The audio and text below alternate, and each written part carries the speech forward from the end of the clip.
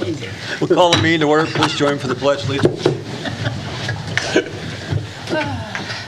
Pledge Allegiance to the flag of the United States of America and to the republic for which it stands, one nation, under God, indivisible, with liberty and justice for all.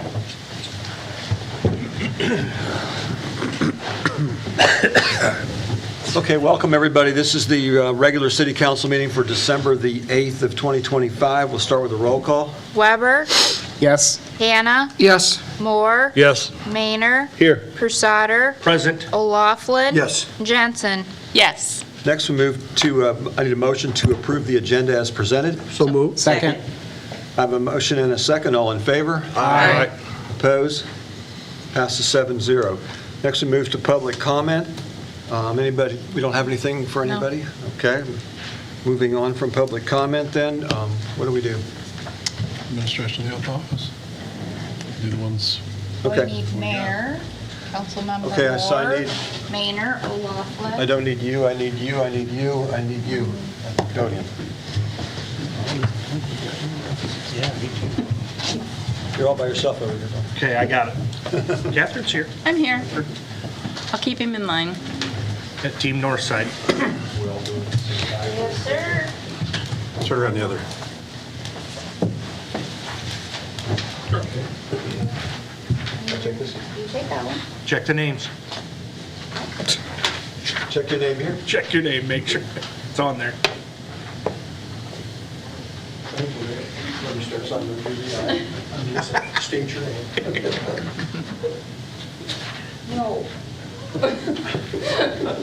I get to say that. Okay. So I state your name, Brad Blackner, welcome. do solemnly swear Do solemnly swear that I will support the Constitution that I will support the Constitution of the United States of the United States and the Constitution of the State of Iowa, and the Constitution of the State of Iowa, and that I will faithfully and that I will faithfully and impartially, and impartially, to the best of my ability, to the best of my ability, discharge all duties of the position, discharge all duties of the position and then state your position, of Mayor of of the the City Councilmember in the City of Independence, as now or hereinafter required by law. as now or hereinafter required by law.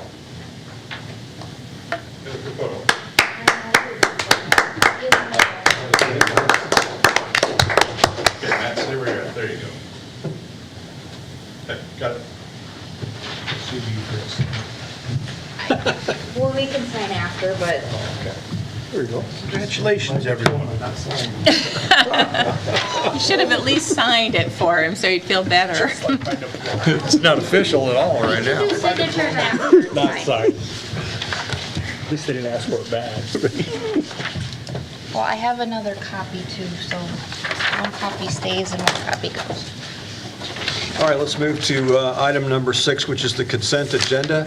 I need a motion to accept and approve the consent agenda for the following: the minutes of the November 24, 2025 regular meeting, the Casey's Marketing Company alcohol ownership amendment that impacts license number LE0002833, LE0003221, and LE0003249. The Quick Trip, Inc. alcohol ownership amendment that impacts license number LG 0000271, and also license number LG 00271, same. So I need that motion first. So moved. Second. I have a motion and a second. All in favor? Aye. Opposed? Passes 7-0. Next, we move to the financials. I need a motion to approve the claims for payment. So move. I Second. have a motion and a second. All in favor? Aye. Opposed? Passes 7-0. Next, we move to the bank reconciliation. This is for information only. Anybody have any questions or comments with regard to that? Moving on to item number 9, then, the revenues and expenses to date. Again, this is information only. Anybody have any questions with regard to that? Hearing none, we'll move to item number 10. Pursuant to the agenda, I'll now convene a public hearing to review the state revolving fund loan application and to make public the environmental information document and the city's project plan. I did not receive anything, but I do have to plug in that laptop.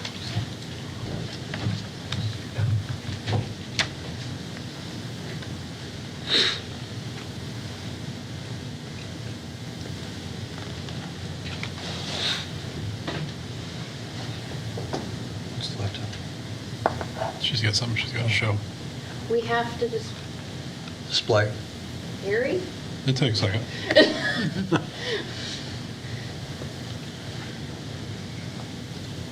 There you go. So you're going to display the environmental information then? Just the map. Okay.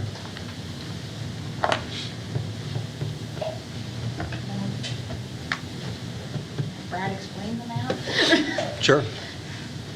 Sure, the DNR just wants us to highlight a few things in that environmental, I'll call it the EID to be short. First of all, the project purpose is stated on page 2, and the environmental information document looks like this as DNR. The purpose of the wastewater treatment plant modifications project is to improve the wastewater treatment facilities to increase capacity, meet future effluent limits, and reliably operate the City of Independence wastewater system for the next 20 years. There's a number of new structures at the treatment plant that will be constructed as part of this project, including 2 oxidation ditches, 3 funnel clarifiers, 2 flow splitter structures, a RASWAS pumping building, 4 aerobic digesters, 2 sludge storage tanks, 2 submersible pump stations, a hauled waste receiving station, storage building, and an emergency generator. In order to save costs, we're also modifying 5 existing structures or buildings. Those include the Headworks building, administration building, the blower and UV building, the UV structure, the sludge storage tank. Those are the 5 modified structures. And then there'll be a number of new site improvements. Those include new roads and sidewalks, new underground piping, which includes process piping and stormwater piping, new fence and facility signage, as well as new electrical and SCADA infrastructure. Then on page 3, we talk about alternatives. And there were 3 alternatives that we had to review as part of the facilities planning process. By the way, the facilities plan was approved the day after the workshop meeting on the 1st, so the next day it was approved. We have one more approval to go, and that's the drawings and specs. On page 3, the alternatives that were considered in the facilities plan, the biological process that will be used at the treatment plant had to be compared to another biological process, so that we're comparing alternatives and getting the best process for the city. And the 2 we compared were the oxidation ditch activated sludge versus aerobic granular sludge.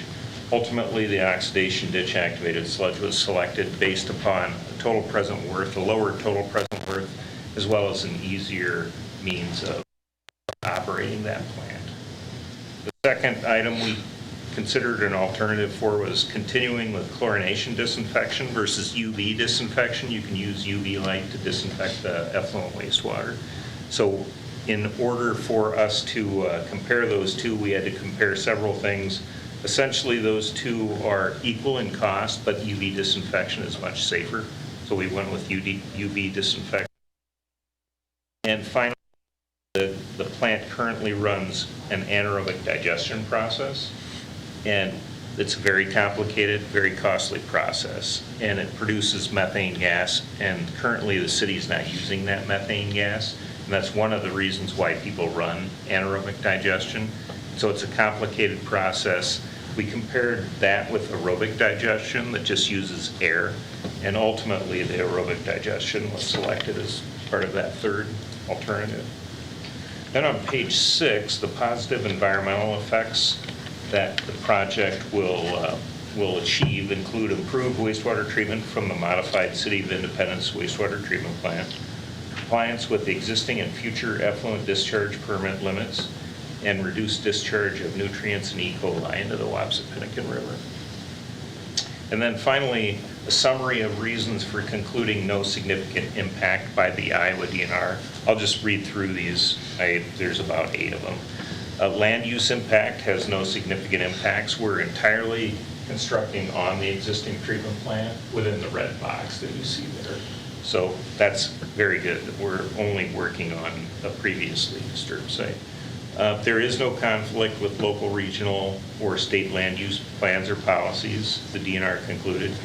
The project will also not displace population, alter the character of existing residential areas, or convert significant farmland to non-agricultural purposes. There is no significant impact anticipated for wetlands, 100-year floodplain, parklands, preserves, or public lands. There's no effect anticipated for threatened or endangered species or their habitat. No significant impact anticipated for air quality. The ambient noise level, surface water quantity, groundwater quantity and quality, and water supply are no significant impacts anticipated. And the final two are there are no significant adverse impacts anticipated for surface water quality, fish, shellfish, wildlife, or habitat. And finally, if any archaeological, this isn't anticipated to occur, but if any archaeological or historical discoveries are made during excavation, we have to follow proper protocols, obviously, and contact the appropriate individuals. And that concludes what I wanted to say. There is another public hearing when we get approval of the drawings and specs the DNR requires as well, so we'll come back and have that public hearing as well. Susie knows there's a document that the mayor has to sign following this public hearing, and along with the proof of publication. Right. And the map that Susie is showing is in the packet that was published for tonight's meeting on page 119, in case anybody wants to find that map. And finally, I was listed as one of the contacts for receiving public comments. I've received none for this project from the general public. And we'll document that as well. That's all I have, Mayor. Okay, very good. Thank you. Thank you. So I'll now close the public hearing, and the city clerk will note all the comments for the record. Moving now to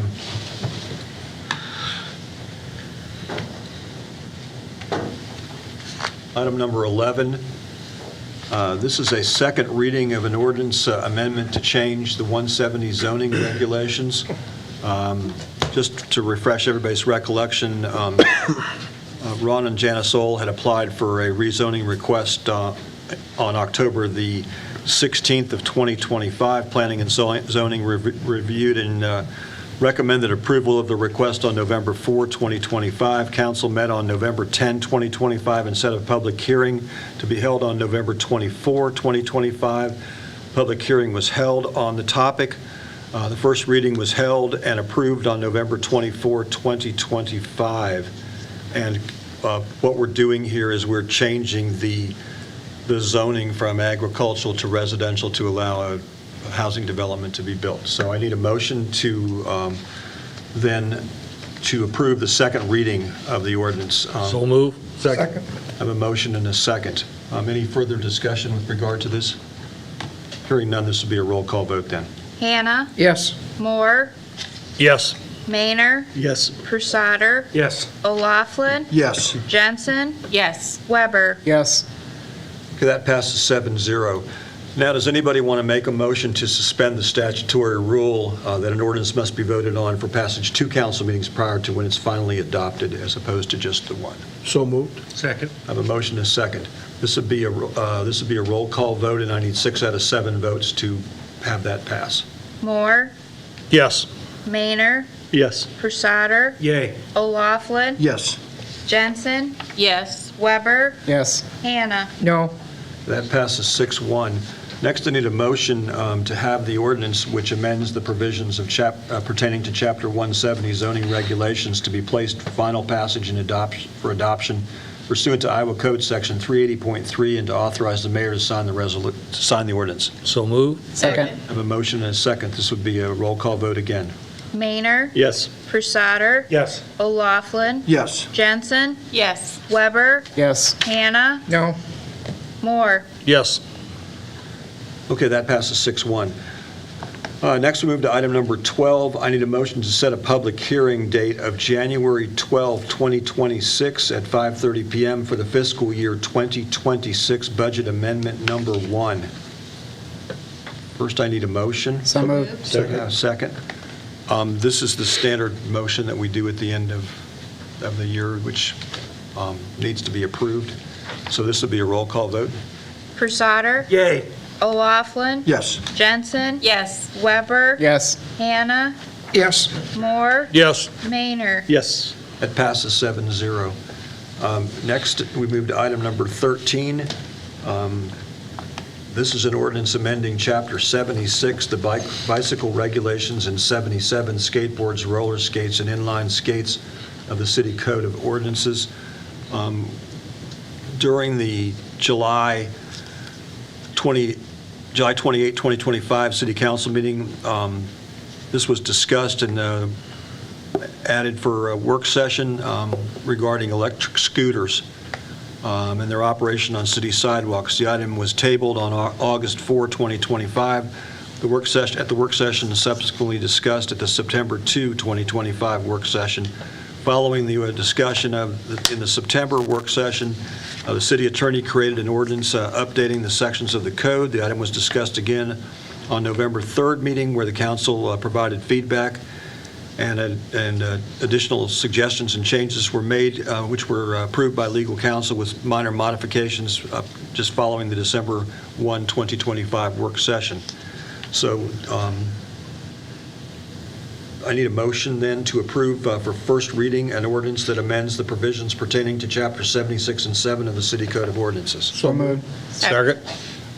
We've talked about this quite a bit. Does anybody have any further discussion or further comments that they'd like to make regarding it? Or the questions with regard to the language that was recently approved by the city attorney as well? Hearing none, this would be a roll call vote. O'Laughlin, Yes. Jensen, Yes. Weber, Yes. Hannah, Yes. Moore, Yes. Maynor, Yes. Pursader. Yes. It passes 7-0. Next, does anybody want to make a motion to suspend the statutory rule requiring an ordinance to be considered and voted on for passage 2 council meetings prior to the meeting in which it's finally passed? So moved. Second. I have a motion and a second. Again, this will be a roll call vote, and I need 6 out of 7. Can I make a statement before we vote? Sure. I just feel since, we just passed it for the first reading, and there's a lot of people that aren't aware of this, I personally think we should hold off until the public has the next meeting, between now and the next meeting, to make any comments or anything before we proceed forward. Okay. Roll Personal call. opinion. It's a roll call vote. I need 6 out of 7. Jensen, No. Weber, No. Hannah, No. Moore, No. Maynor, No. Pursader, Yay. O'Laughlin. Yes. Okay, that fails. So we would not consider we'll move to a second reading. January 12th. January 12th would be the second reading. Well, that's assuming that we cancel the December 22nd meeting, but if not, it'd be on the December 22nd meeting. Okay, so then moving to item number 14, I need a motion to approve and authorize the mayor to sign a resolution reappointing Michelle Toll Burke to the Independence Light and Power Board of Trustees. So moved. Second. I have a motion and a second. Is there any discussion about that? Hearing none, this will be a roll call vote. Hannah, Yes. Moore, Yes. Maynor, Yes. Pursader, Yes. O'Laughlin, Yes. Jensen, Yes. Weber. Yes. That passes 7-0. Next, move to item number 16 with regard to Planning and Zoning Commission appointment. I need a motion to approve and authorize the mayor to sign a resolution appointing Jane Levin to the reappointing Jane Levin to the Planning and Zoning Commission. So moved. I have a motion and a second. Any discussion regarding that? Hearing none, this is also a roll call vote. Moore, Yes. Maynor, Yes. Pursader, Yes. O'Laughlin, Yes. Jensen, Yes. Weber, Yes. Hannah. Yes. That also passes 7-0. Next, we move to item number 16, also Planning and Zoning Commission appointment. I need a motion to approve and authorize the mayor to sign a resolution appointing Tammy Fenner to the Planning and Zoning Commission, reappointing Tammy Fenner to the Planning and Zoning Commission. So moved. Second. I have a motion and a second. Any discussion regarding that? Hearing none, this will be a roll call vote. Maynor, Yes. Pursader, Yes. O'Laughlin, Yes. Jensen, Yes. Weber, Yes. Hannah, Yes. Moore. That passes 7-0. Yes. I'm sorry, I apologize. It's okay. That passes 7-0 also. Item number 17, also Planning and Zoning appointment. I need a motion to approve and authorize the mayor to sign a resolution appointing Tyler Rasmussen to the Planning and Zoning Commission. So moved. Second. I have a motion and a second. Any discussion regarding that? Hearing none, this will be a roll call vote also. Pursader, Yes. O'Laughlin, Yes. Jensen, Yes. Weber, Yes. Hannah, Yes. Moore, Yes. Maynor. Yes. That passes 7-0 also. And moving to item number 18, also Planning and Zoning Commission appointment. I need a motion to approve and authorize the mayor to sign a resolution appointing Brian Kylever to the Planning and Zoning Commission? So moved. Second. A motion is second. Any discussion? Is that a conflict of interest with his job or not? He's retiring. He's retiring at the end of the month. Oh, that's right. He'll do a good job, though. Okay, thank you. Your roll call vote, please. O'Laughlin. Yes. Jensen. Yes. Weber. Yes. Hannah. Yes. Moore. Yes. Maynard. Yes. Pursader. Yay. Passes 7-0. Next, we move to item number 19. I need a motion to approve and authorize the mayor to sign a resolution reappointing Taylor Simmons to the Board of Adjustment. So moved. Second. I have a motion is second. Any discussion regarding that? Hearing none, this will be a roll call vote. Jensen. Yes. Weber. Yes. Hannah. Yes. Moore. Yes. Maynard. Yes. Pursader. Yes. O'Laughlin. Yes. That passes 7-0 also. Next, we move to item number 20, which is the Airport Board appointment. I need a motion to approve and authorize the mayor to sign a resolution reappointing Jeff Rottenhouse to the Airport Board. So moved. Second. I have a motion and a second. Any discussion regarding that? Hearing none, this will be a roll call vote.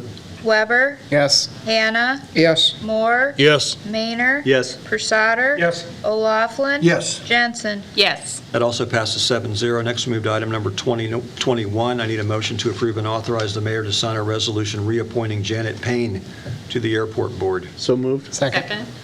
I have a motion and a second. Is there any discussion regarding that? Hearing none, this is a roll call vote also.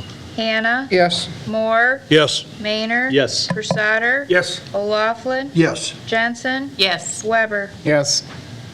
So are we still short one? I was just going to say, this would be a good time to point out for the public that we are short, or we need another member for the airport board. So if anybody is interested, they can reach out to Susie and apply, or reach out to anybody at the airport that would be interested as well. And with regard to this particular position, this person it has to be a resident of the City of Independence, but in addition to that, they cannot be a licensed pilot, they cannot have a hangar at the airport, and they cannot have anything affiliation at all with the airport, so they're a separate person from that's sitting on the board. Okay, so that's what we're looking for. Next, let's move to item number 22. This is the preliminary resolution pursuant to Section 384.42 of the Iowa Code covering the 2026 street rehabilitation project. There's going to be a number of motions that are going to be all on the same topic. This is, if you all will recall, the 2026 project has a list of the different streets that we discussed. They're all appearing on page 166 of your packet. And so first, I need to start with a motion to approve and authorize the mayor to sign a preliminary resolution with regard to the rehabilitation project. So moved. Second. Okay, I have a motion and a second. Is there any discussion with regard to this aspect, which is just the preliminary resolution for the project itself? Hearing none. I've got something I want to bring up, but I don't know if it's in this section or if it's further down, and that is the assessment to the property owners. Do you want to discuss that now before you continue on, That would be be later. or is that later on? Because I didn't know, because it's listed in so many of these, I didn't know which would be the time to bring it up. I believe it would be a little further down, so let's get rid of resolving the issue of the preliminary resolution itself first with a roll call vote. Okay? Moore. Yes. Maynard. Yes. Pursader. Yes. O'Laughlin. Yes. Jensen. Yes. Weber. Yes. Hannah. Yes. Okay, that passes 7-0. Do we want to put that in, do we want to talk about that here, but on 24 or 25, do you think? What I'm looking at right now. 24 is where I would tell you to put it, is that's the introduction of the proposed resolution of necessity. Okay, let's do that there then. Okay, so the next item we're going to talk about is item number 23. This is a motion to approve and authorize the mayor to sign that resolution approving and adopting the preliminary plans and specifications, estimate of cost, and plat and schedule. So I need a motion for that. So moved. Second. And a second. Further discussion with regard to this. There is a, in your packet, if you look at page 170, there's a preliminary, I just say, I think you might want to just talk about it in this one too, because That's this, where you've got the assessment schedule. right, this resolution that you're considering, it's what's used to determine the valuation of each lot proposed to be assessed for the project, so this would be a proper time to talk about it. Okay, go ahead. Okay, I was asked by many different residents why they are paying a certain portion of the street, and I simply explained that that was decided on a long time ago. It's roughly $30 a running foot on improvements. It improves the value of your property because of appearance and everything of that nature, and it was a way that the city could get more streets done and still maintain, a dollar value. And then when I got looking through all of these reports today on here, on the 12 streets, what the assessed value to the landowners would come to is roughly, at $30 a foot, is roughly $293,845 roughly. And I was brought up, some people said, well, what if you just did one less street, every year? And I said, well, that would just prolong it and everything. To my understanding, there were a lot of years the improvements did not take place, and that's why our streets are in the bad condition they are now. But I was just wondering, how does the council feel if instead of $30 a foot, there was a little bit of a reduction? And I just used a rough figure. If you went $15 a foot on all 12 streets, the assessed value to the homeowners would lower by $146,921 or $923 roughly in dollars. And it would show that we are trying to work with the people to improve their streets and everything, but we still need a little help and participation from the landowners because their value in their homes would go up with a better improved street. And I was just wondering how everybody thought about it. Because I guess how long ago was this put on at the $30? How long ago did that happen? Ralph, when you did your assessment there, your calculation on square footage, do you know what the total the Lineal foot. per foot cost is to the city? I didn't break down that exact amount. The total project, Because I think that's important to know when you figure in there that I thought it was $37 a foot, but 30, It's maybe $30 a land. $30. it's $30 a foot. I'm And it breaks down to like in the tenths, 0.3%, 0.4%, 0.5%, I'm depending. curious if we can get an accurate account of what per foot costs us to redo the street, because I think that will help people understand as well how much the city is currently paying with that ask on them. Was that close to a third? Well, on all these forms, just take one project where there's only 3 homes involved.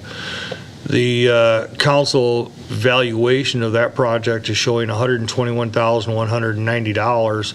Estimated fee to the one owner, this is one owner, is showing $121,190 what it costs for that street in front of their place. It's showing assessed value to the homeowner of $4,950. So can I ask the city or Mr. Crawford what the I was per gonna foot ask- cost is on street? I was going to ask Mark, would you come up?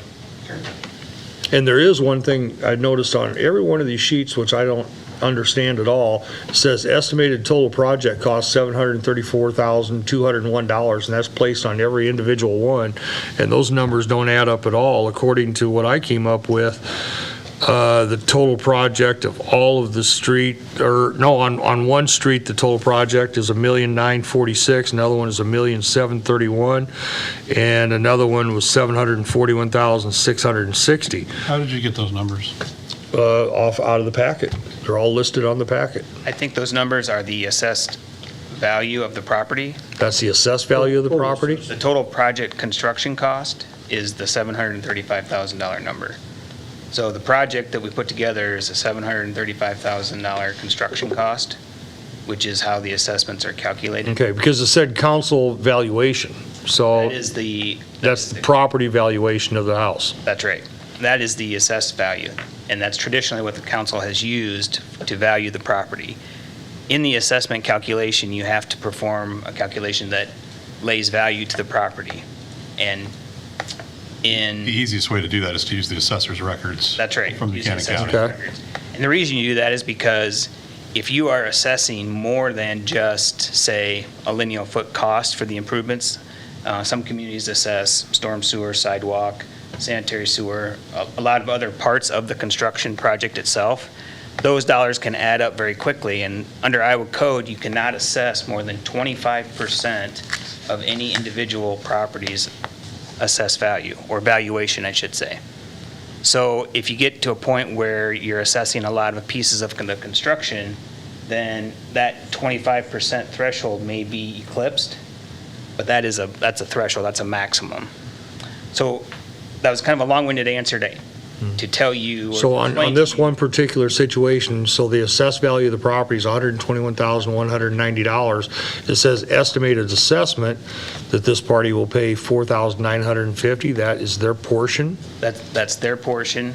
of Correct. that And street that is in less front of their property. less than 25% of that property's value. It's all just based on $30 a linear foot.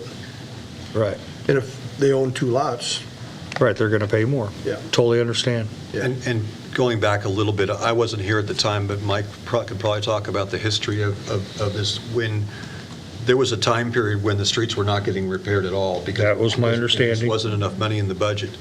So Deb, what was that, about 9 years ago we passed that? 9 or 10, I was thinking, but 10. And, you know, the council just chose to save money and not spend it that way on doing roads. And then when our roads all got bad kind of at the same time, then the council come up with doing so many roads a year, and that's when this came about. Before that, if you did do a road, you weren't getting charged for it. And then see, Mark got together with the city itself, and they went through and evaluated each of the streets within the city and gave them certain ratings. And then they took the ratings themselves to determine what the order of work was necessary based upon the severity of the roads. Set priorities, high to low. Correct. Can you give us, this is not consistent, I want to point that out first. The cost per linear foot isn't something that you can easily calculate, because if you're adding curb, not doing curb, obviously that's going to change the cost per foot in front of a particular property. But can you give us a rough cost per linear foot? I mean, I know on a brand-new road, we're estimating $600-700 a linear foot and up. Yeah. But that's not apples to apples here, because we're not doing everything that you have to do on a brand-new road. Yeah, I would have to do the calculation just looking at the actual, what we're doing in front of every property, which would be the crack and seeding and the asphalt overlay. Right. I'd have to break those out and then do that calculation. So I don't know that I can give you that tonight, but I can certainly get that to you tomorrow. Because again, it's not based on the total construction cost, because not every piece of construction is being done in front of each property. It's only on, what's being done consistently in front of each property is the surface repair to the roadway itself, the crack and seeding and the overlay. Mark, would it be correct or incorrect that when you're looking at, when the council first 10 years ago decided that $30 a foot was the appropriate number, isn't the cost of the actual project itself significantly greater than it was 10 years ago for the same work? Yeah, yep, that's correct. I mean, costs on everything have gone up, and this type of work is more expensive than it was 10 years ago. Yeah, we didn't change the $30. We've kept the $30 the entire time period going back 10 years. And I know that Councilman O'Loughlin's going to say you got to have some skin in the game sometimes. That's correct. Not only that, but the fact is, these assessments have gone up, Ralph, because, or the assessment on the property owners, because the value of the properties have increased. As the first time we did 10 roads, I think it was like 206,000, wasn't it, Deb, for like 10? Over 200 is all I know, but Yeah. It was barely over 200. But the amount of assessments was less than a third of what the total cost was. So as everything has increased, the cost of the property owners also increased. I just wanted to bring this up because, you know, I didn't, you know, in the different properties I had down there, we never got assessed for any street work done in front of our place. And our property taxes were a lot lower than they are here. And it caught me off guard when, you know, first presented that. So I just wanted to get some background information on that And I figured now's the time to ask that question with this being there and everything, because it has been brought to my attention by more than just one person. I mean, by quite a few different people. Matt, About 3 or 4, you said, right? can you explain to us where the funds come from for paying for this project? So this, we debt funded for this. So this project is entirely paid for through debt levy. You know, we got the general obligation bond, obviously, and to pay for it, but we have to levy debt, taxes, to pay that debt. So if the council was to decide, for example, not to do street assessments and to use the debt money to pay for that, that's something that the council could decide to do. But then every property owner in the entire city is paying for that street in front of the house that they may never traverse.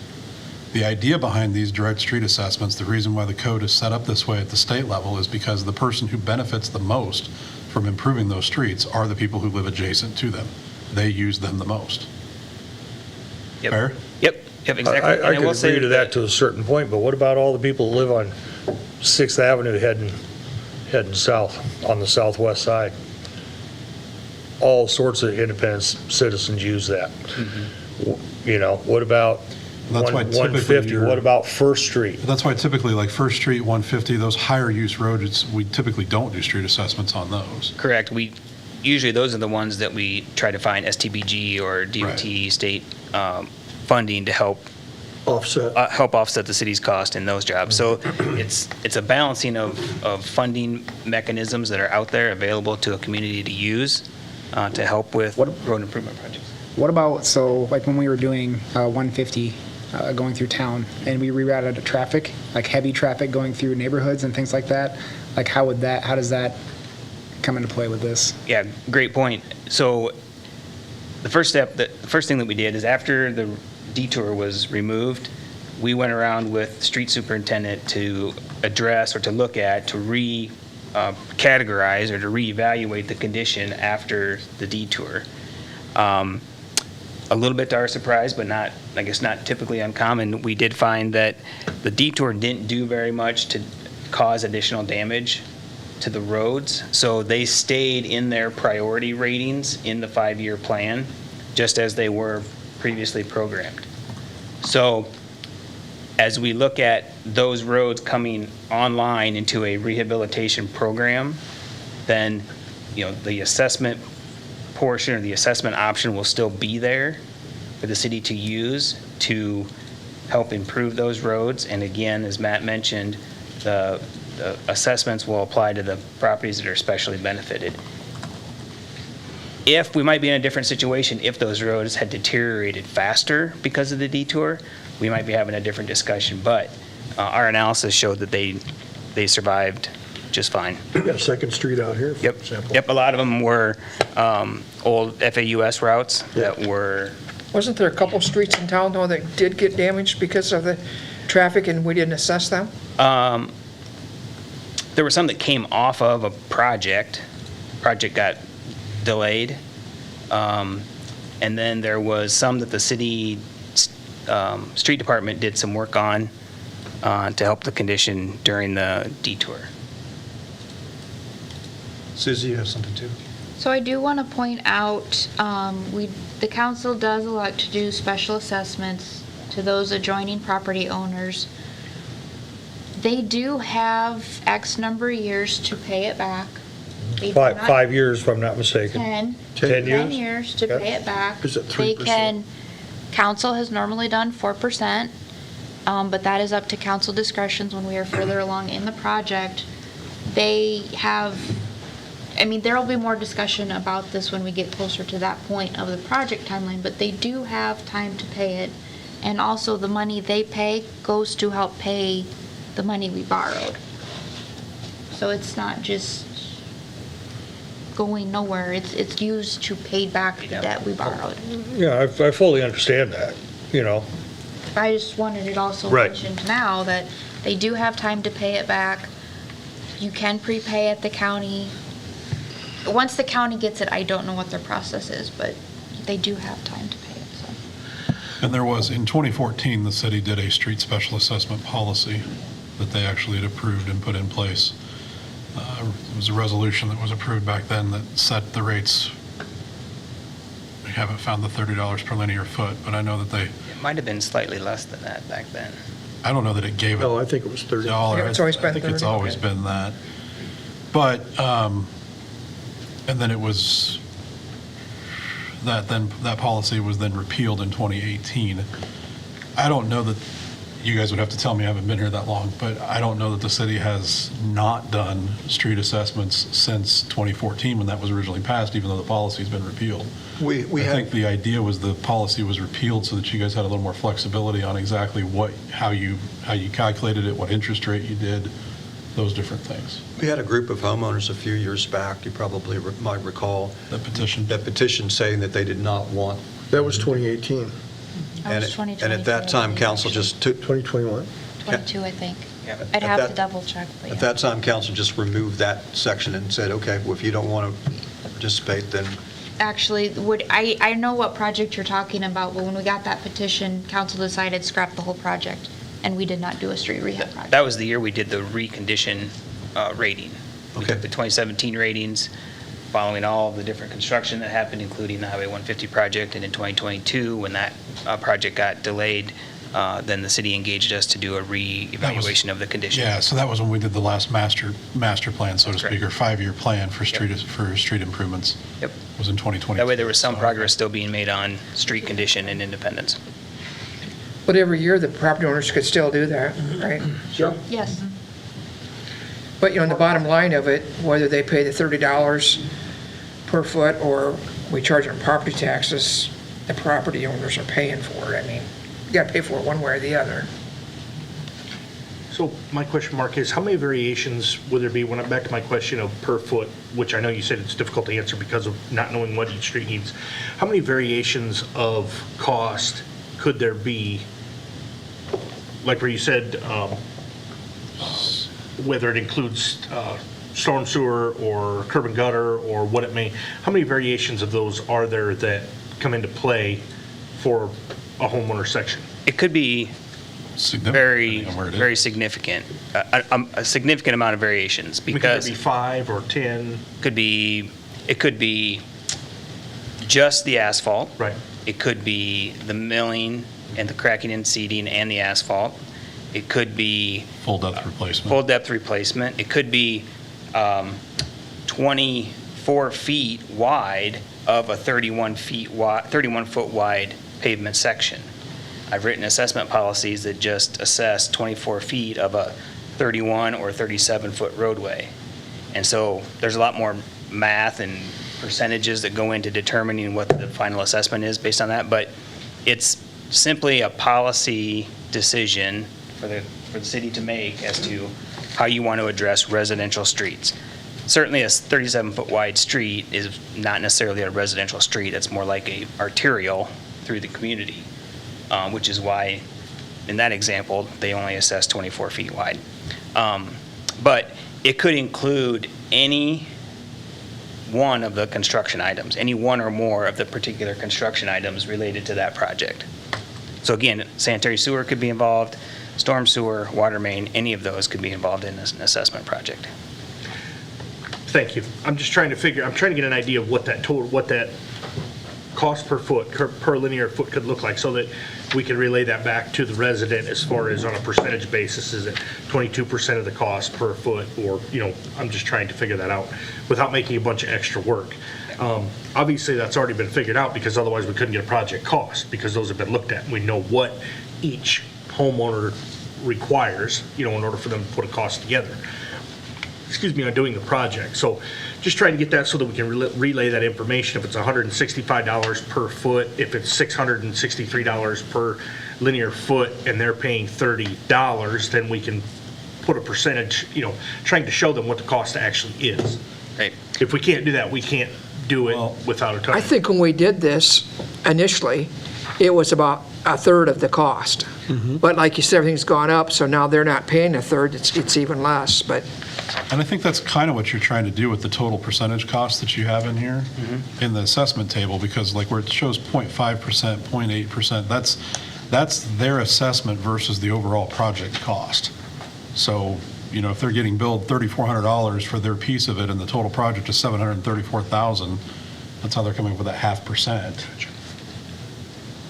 I don't know how you could switch it for different projects, though, without the people who paid the $30 who are still paying it Bingo. off, getting upset.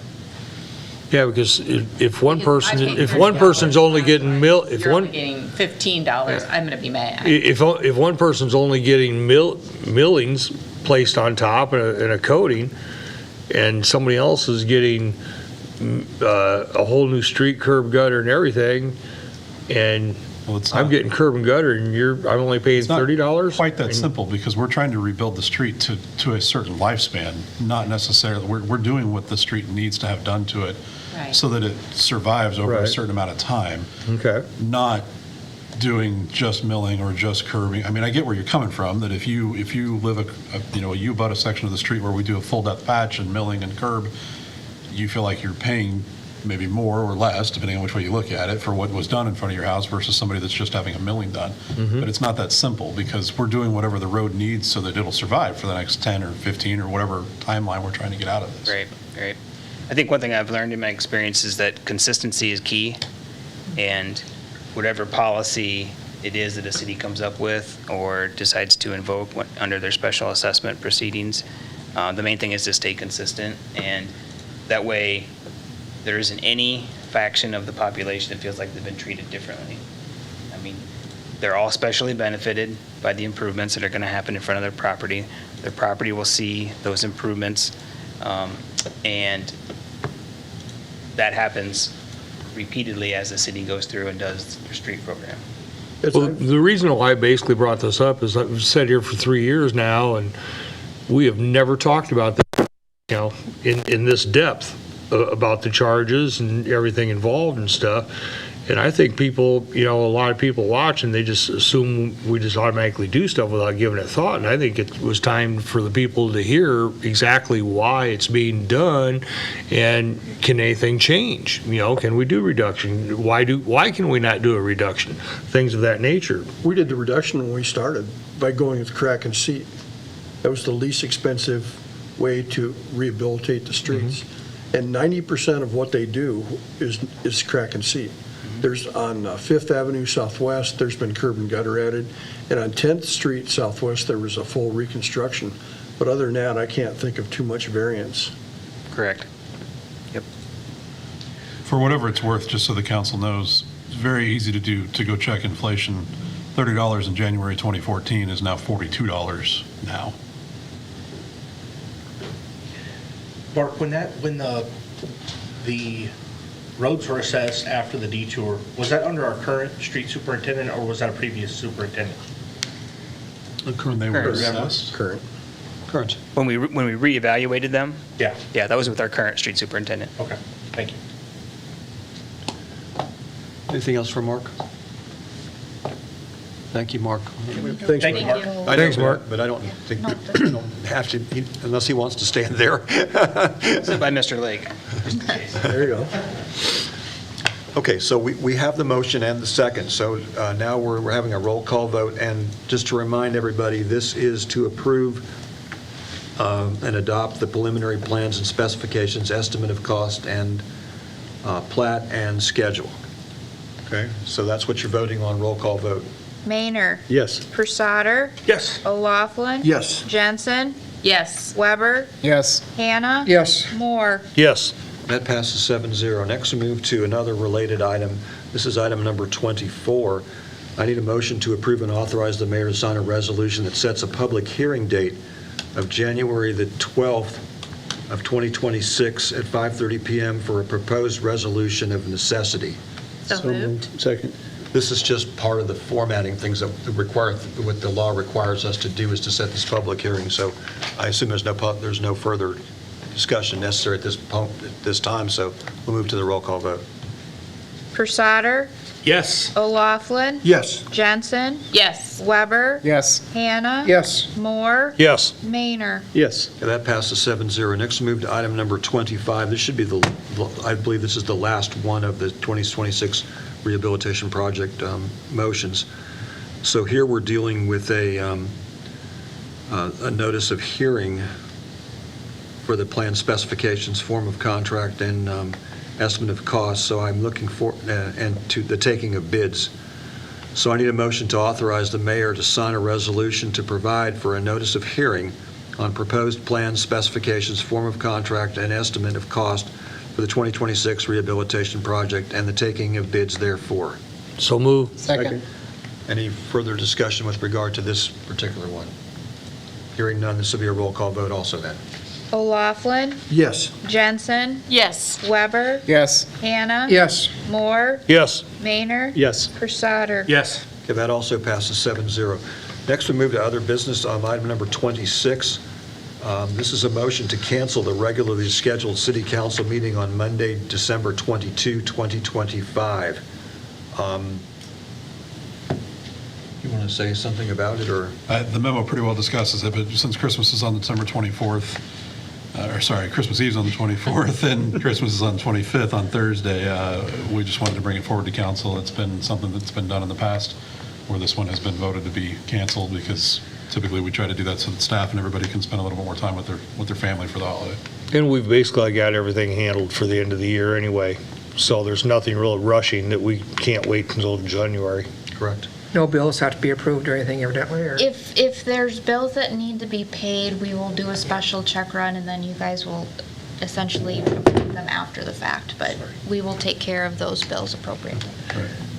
Okay, so any further discussion? And to be clear, we're open either way. We just wanted to bring it forward because we usually do. Well, I will have to bring forward Tom Houston's name. We're talking about Do you have a motion on it yet or not? We don't No, have a I do motion not on have a motion or a second. Second. I Okay, was just going to say, we're talking about. this will be a roll call vote then, Or you can do consent, sure. unless there's further discussion on it. Okay, let's do the roll call vote. Jensen, Yes. Weber, Yes. Hannah. Yes. Moore, Yes. Maynard. Yes. Crusader. Yes. O'Laughlin. Yes. That passes 7-0. Okay, moving to item number 27. In your packet on page 249 is the schedule, proposed schedule for council meetings for the 2026 year. Is there any, I need a motion to approve, To approve it as presented? right, To adopt the 2026 city council meeting schedule. right. So move. Second. Okay, any further discussion with regard to this? Hearing none, this is also this is a consent, so all in favor then? Aye. Opposed? That passes 7-0. Next, we move to item number 28. We're going back to the wastewater treatment plant now. I need a motion to authorize the city manager to sign the engineering services approval for the wastewater treatment plant modifications project agreement for bidding and construction-related services with Strand Associates, Inc. So moved. Second. Okay, as you'll recall at the work session, we talked about the contract with Strand, and we talked about whether things were going to be for a specific lump fee, or whether they were going to be time and material, et cetera. And then, did you make any changes, or? We didn't make any changes because at the end of the conversation during the council meeting, there was no recommendation to change anything as far as from lump sum to I don't remember what it was, hourly rate. So we didn't make any changes in that regard. We did make some changes related to the standard of care paragraph. The city council, or the city attorney, and I went through that pretty closely and made some modifications to it. Strand has agreed to those modifications. Other things that were looked at in there was just clarifying questions that we had. So that was the biggest thing, was the standard of care. The city, like I said, the city attorney had some good changes in there to implement, and we got those worked through. The other thing we did was we added in there the if authorized services, a dollar amount for those, and then those are listed in here in the memo as well as on the contract, so that the council knows what those would cost if we decide to do those. However, those are after construction services, so given that this is a 3.5-year construction timeline, I feel like we've got a few days to decide whether we want to spend that extra money or not. So Is that the 950 hours of? yeah, it's $61,000 is the total, but it's I don't remember how many hours it was. It's kind of minimal compared to the overall cost. Yeah. Yes, that was the 300 hours of ongoing assistance to the owner following the project's final completion and extending through the contractor's 12-month warranty period. That would be office time and on-site time to assist with the contractor, equipment warranty issues, and answering the owner's questions about the operation of the treatment plant, the new things that are being installed.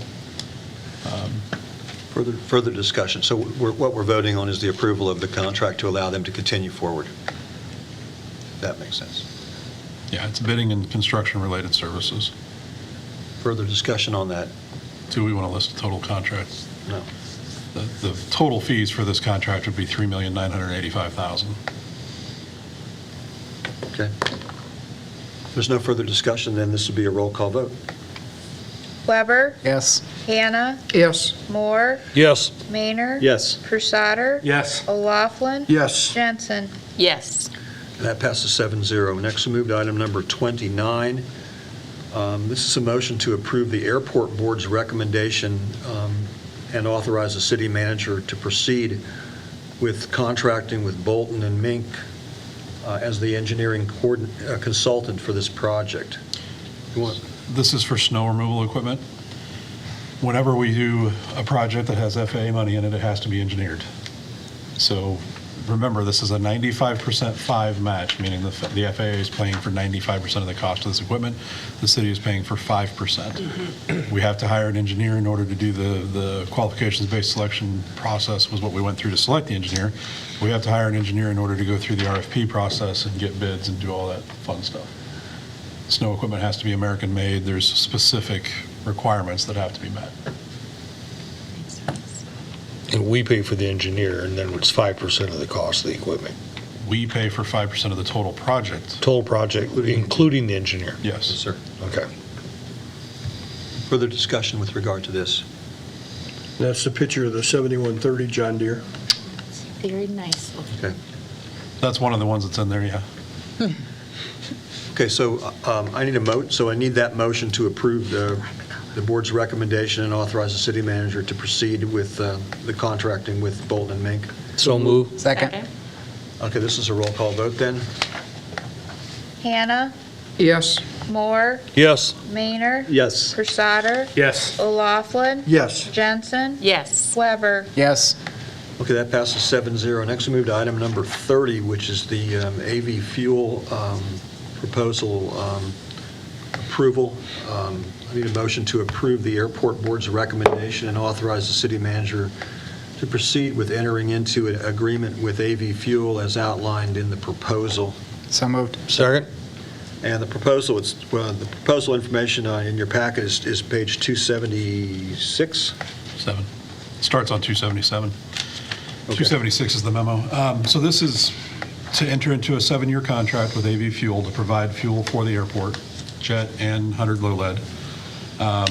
As part of that, in kind of return for the 7-year contract, that time frame, they will install a new credit card reader, the head-end that goes on the fuel farm, so that when customers come in, they have a new piece of equipment there to use. We've had a few issues with it from time to time, but it definitely is one that needs to be replaced. That's the QTPOD credit card reader that's included in here. The other thing they will do is provide the Veeder-Root or whatever brand we decide to go with. That's the equipment that monitors the tank level as far as the tanks, correct? Sure. So, Brett, feel free to come up if you would like. AV Fuel also has marketing that they do. They help us with credit card processing. There's a ton of stuff. They are a true partner to the airport with what they do for us. They have locations all over the United States at the least. I don't know if they're international or not. But, the AV Fuel card system that they have is one that people look for. So it's one that helps us be a little more marketable. We do have a relationship with AV Fuel right now that's ending. So that was the reason for this coming forward, that plus the equipment that we need to replace. We had budget, so a couple things to talk about related to that. Sorry, I know I asked you to come up and then I'm talking. So we've budgeted over the last 3 or 4 years, each year, to replace that equipment that monitors the tank levels, the Veeder-Root stuff. We haven't done it yet because we weren't sure if we were going to be able to entice somebody to do exactly what this proposal is. The thing that the city would have to pay for if the council agrees to this is the installation of those two things. They will provide the equipment, we have to pay to have it installed. We believe the funds that we have put aside for the Veeder-Root would cover that installation. So if they, for some reason, don't, we'll come back and talk to you guys. So credit card processing, that's a big benefit right there, isn't it? Yeah, that's going to be a huge upgrade. So since we put the hardwire in for for the internet, essentially it's hardwired in there now, it has made it a ton easier. But the downfall is that machine is old enough, we can't shove updates to it. We've actually, when we installed, layman's terms, when we installed the new equipment that we've installed for the rest of the network at the city, I had to turn the equipment at the airport down because this equipment wouldn't work with it because the stuff we're installing now is too fast for it. So with that, and then not being able to do any updates and things like that, it makes it really slow on the other side for processing credit cards and things like that, to pull them into Susie's side to do the bank reconciliations and some of that stuff. So that'll be a huge benefit. So it sounds like they recommend the QT pod, Adfuel does. So we'll get the QT pod, we'll find someone to install it. The Veeder-Root, we'll go out and find a system that's as compatible as we can have to replace that with. So we don't have to replace a bunch of sensors. All of that stuff hopefully gets pulled off and put back on, but I'm sure there's going to be a few things in there we have to update. In just a little bit of research I've done. So is this QT Pod M4000, is that the newest? That should be the latest, greatest Yeah. pod that's out there now. Because we went through 2 card readers prior to this. Remember, well, we didn't even have a card reader at first, and then we voted on that, and then, Yeah. so. Well, the other thing that this has been, that our relationship with AV Fuel has done for us, especially since we've transitioned in September where we had the FBO and now, Brett really is operating as the FBO, there's other charges that we're using their system to process now that we didn't have access to before because we didn't even know. I think when our previous FBO was here, we didn't even know what all AV Fuel could do. And now that we've transitioned and Brett is directly in it, we've found extra stuff that they can do to help us with running the airport. Super user friendly. It's a huge win. Yeah, yep. So we can charge hangar rent, any other kind of type of fees and stuff like that. We can run it through that system and just tag it for what it is. It processes it. It automatically sends it to Susie when it's done, and it's labeled for exactly what it's supposed to be. So, yeah. It's a much more user-friendly system than what we had before. And it's nice for the people who are using the airport too, because if they want to pay for something, they can pay for it right there. We don't have to send them an invoice, a week later, and then hope that they send us a check. And then when they don't, go call them and tell them you didn't send us a check, and deal with all that. It's in the mail. Yeah, it's always in the mail. It's in the mail, yeah. So. Further discussion? Okay, Sounds good. Hearing none, then we need a... Thanks, Brett. Thank you, Brett. Thank Thanks, you. Brett. We need a roll call vote on the approval of the contract. Moore, Yes. Maynard, Yes. Versater, Yes. O'Laughlin, Yes. Jensen, Yes. Weber, Yes. Hannah. Yes. Okay, now we move to item number 31, a motion to approve the airport 5-year CIP and directing the engineering firm to submit this to the FAA as the final draft. So moved. Second?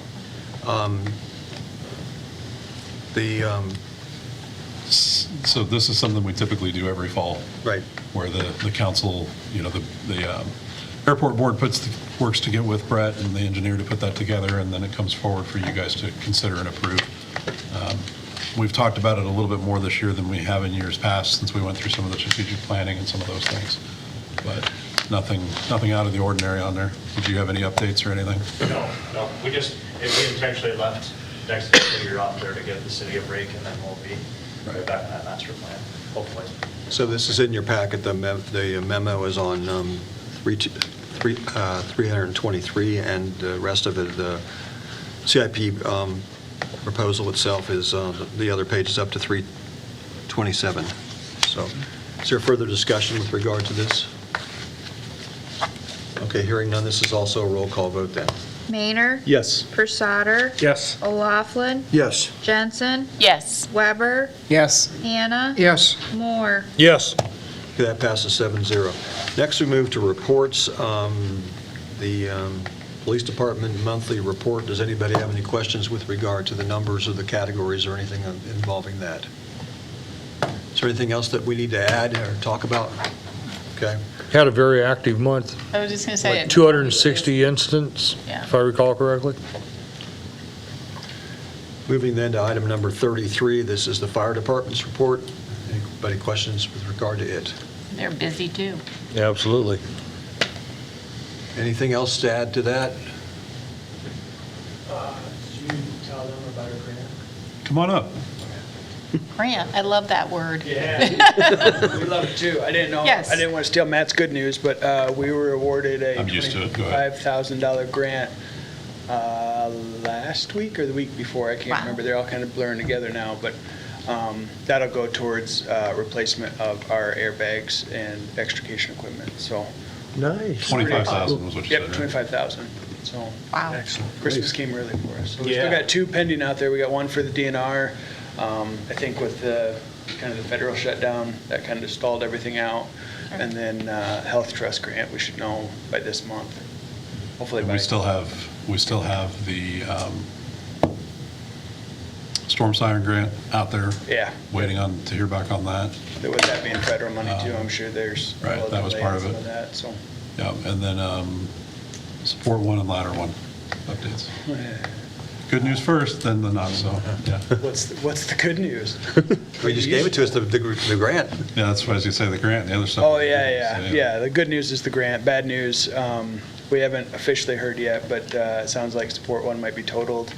We're still waiting for insurance on that, but the appraiser, adjuster, whatever it is, called and said that they were going to submit that. So insurance companies will get to battle all that. Do you know if we're dealing with the insurance company for the other vehicle or if we're dealing with our insurance? ICAP will handle that. We deal with ICAP, and then if they want to recoup costs against Progressive, who has the other insured, then ICAP will handle that. Yeah.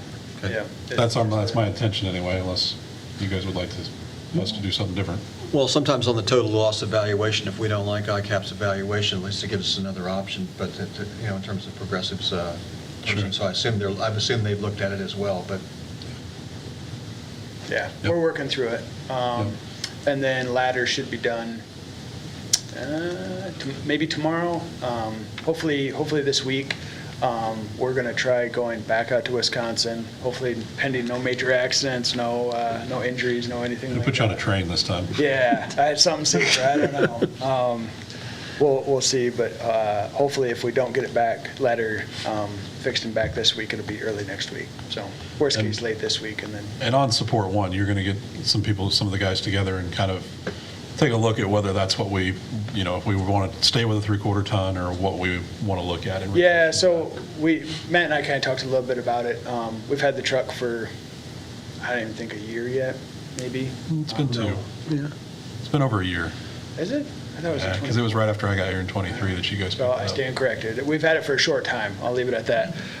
If there's things that we want to change or do different, there's a handful of little things, all minor things, but I think getting the group back together and just starting over from scratch is kind of what Matt and I talked about, and pick out the pros and cons of what we want to do and if we want to do anything different, and going to go from there. So. Trying to use it as an opportunity to consider if what we thought we wanted is what we wanted. Right. I mean, I don't want us to just order another 3/4 ton just because that's what we had, if that's not what is going to serve the city the best. Well, they're going to pay for the 3/4 ton. Yes. They're going to pay for Yes. exactly what we had. They'll pay for what we had. The question is, do you reinvest all those dollars in the same piece of equipment, or do you do something different? Yep. Yeah, and it's just an opportunity for us to kind of revamp it, similar to like what we're doing with ladder and rescue. But not that they're bad trucks or anything, it's just we've had those for 20-plus years. We kind of know what works and what doesn't work. And this one, we kind of had a few small hiccups, if you will, things that might work better, things that might not. So slow tweaks. You may not know the answer to this, Matt may, but so our ACAP policy has a deductible for the vehicle, right? $1,000. Okay, do they waive the deductible because they know that there's a responsible party, or do they have to subrogate first and then get their money back before they give us our deductible back? I would expect the latter, that they will subrogate first and then go through that, but I don't know. The $1,000 deductible may stand regardless of what they get back. I Oh, don't no, know. they'll get it. You get your deductible back. You're entitled to it back. There hasn't been a lot of discussion about haven't this really gotten that insurance far. claim, so. Yep. Some of them, when the other side has already accepted responsibility, will actually waive the deductible and not take the deductible when they pay you. This has been a very interesting insurance claim. Different people think they are running the show, and we've decided just to let ICAP handle it, and the insurance. We've been contacted by people from the other party's insurance multiple times. Some of the fire department guys have been contacted by their insurance. Yeah, but that's not, that's the I would norm. say borderline. Yes, but no, But we're the other not. insurance company's been trying to run this claim Right.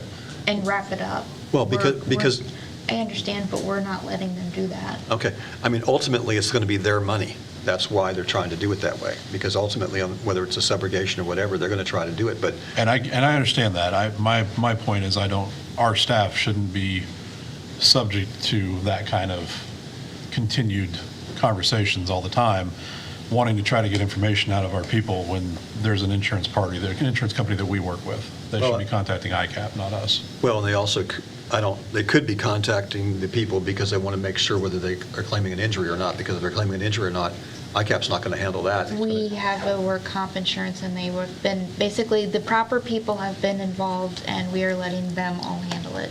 Right. But the workers- Employees are staying out of it. But the workers' comp doesn't cover what a bodily injury claim covers. Understood. Yeah. There's pain and suffering isn't covered in work comp. It is covered under a liability claim. How So- far does pain and suffering go? Stop it. Or she Not need- as far as- or she need it. Okay. Thanks, Blake. Good call, Blake. Thanks, Blake. Item 34, the Building Department Monthly Report. In case they have questions that Matt can take to Matt. Anybody have anything on there? Okay, then we move to the ILPT reports. Anything in there that we can take back to them with regard to their report? Okay, so then we'll move to council member reports, item 36. Brett? I have nothing. Deb? The only thing I'd say is I've had a few complaints about, cleaning the streets off, and my response to them is our street department has worked hard and a lot of hours and done a great job, I think, for what we've had. And I'm around town quite a bit, and just to see how many days and loads of snow they've had to move from one spot to the other is just amazing how good they are getting it done. So I think they've done us a great job. Thanks to all of our street department. I agree, Jim. Yeah, absolutely. And I think sometimes people need to go into other towns and see. So all they gotta do is drive out of town and go to another one, and they'll see how good our department is. Yes, exactly. That's all I have. All I have is something coming up, June 24th, Oakwood Cemetery is going to be doing another fundraiser January, chili. I think. What did I say? June. June? I was Well, maybe appreciating, that'll be our second one. I was appreciating the 6 months notice. but- I would have forgotten about it long before that. I gotta redo my note here. January 24th, it'll be from 4 to 6:30 at River's Edge. We got everything basically all finalized Saturday during our meeting. I've talked to about 15 businesses already, and 12 of those 15 are already 100% committed. Last year, we had like 40 businesses donated items for silent auction. It's probably going to be about that many again this year. And you don't have to pay a thing if you don't want. You come in, eat the chili, taste the chili. It's a free will donation. There is no door charge or anything. So plan on the 24th at 4 o'clock at River's Edge and enjoy chili. Okay, thanks. I don't have anything. Brian? Good, Mayor, thank you. Shout out to the Independence Wrestling Team. Again, they hosted the Cliff Keen, which is a national organization, national tournament at the high school. I think there's 16 or 20 of them in the U.S. for high school, so it was quite an accomplishment. There was Lots of people. lots of people. 34 teams, I heard. Lots of people got brought to town. Very good. The only thing I'd like to say is it's been an honor to be on this board. I didn't realize how much it would be like being on the school board as far as everything you do when you work with people paying tax dollars, trying to make sure that we are good stewards of their money and making sure that we keep as many services in place as we can while being fiscally responsible. I would encourage people to run for office and really see how hard it is to kind of balance everything out all the time, because it is a challenge. I don't think people realize how hard the people on the board and all of our workers in our city work to keep everything up and going and in as good a shape as it is in. So Thank you, Catherine. it's been very nice. Thanks, Dan. Thank you. Matt? I Happy holidays, Merry Christmas. I don't have anything other than I am going to try to be out of the office between Christmas and New Year's. I'm going to try and take some more vacation, because my vacation the week of Thanksgiving did not work out the way I was hoping. So. Okay, I have a couple things. At two meetings that I've attended since the last time we met. The first one was the Buchanan County Economic Development meeting. At the meeting, they approved a revolving loan fund for two new businesses, Green Roast Cafe and Farmer's Wife Florist, which is a floral and photography boutique. They're both in Jessup. So that will be something that they'll be working on. They're also had the Buchanan County Conference Board met. Chris Parker, who's our new well, not new anymore, but our county assessor. We met with him, and he had revised the assessor's handbook, which was approved, and he also did a memo of understanding with regard to the roles and responsibilities of the assessor's office, which hadn't been updated for many, many years. A reminder to everybody that January 1, the 319 area codes for the prefixes 332, 334, and 938 would have to have the area code dialed in front of the number in order to get through. The last thing is the tourism had applied for a grant, and Independence was selected to receive a community mural. I don't know if you've heard about this or not, but it'll be at the First Street East and Second Avenue Northeast. It's the building that the Dominic Spargrove owns that used to be Hardig Drug. So it's the side of the building that's facing toward Gedney. Be the west side of Dominic's building. And there's a local Iowa artist that's been selected to do it, and I've seen a couple of things, and what they seem to be doing and what I've seen in the past is they have some type of the name of Independence on there, and then they'll have little activities and stuff about Independence that'll be in each of the letters itself on the side of the building. It's a not to exceed $25,000, but it's all being paid for by the Iowa Economic Development, so there's no cost to the city in terms of the work for the project itself. And I don't have a time starting on it, but I assume it was sometime in the spring. And that's Who actually picks out the design of it? There's a committee that would be involved with the artist, and they would try to evaluate that. It's the tourism people and the economic development people that, I don't know, Matt, are you on that? Is anybody from the chamber here? I'm not sure if I am or not. What I can say is that it'll be historical in nature, and it will not be an advertisement for a business. Thank you. Mark, do you know anything more about the timing of anything?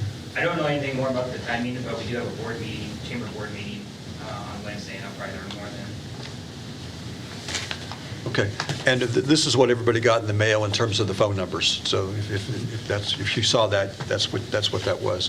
And I don't have anything further as well. Merry Christmas, everybody. You too. Merry Christmas to adjourn. I know, I'll make the motion, but I can't make Sure, I didn't want you to bound. I'm out of here, you're done. You do it. I need a motion to adjourn. I would make that motion. Second. All in favor? Aye. Opposed? Stand adjourned.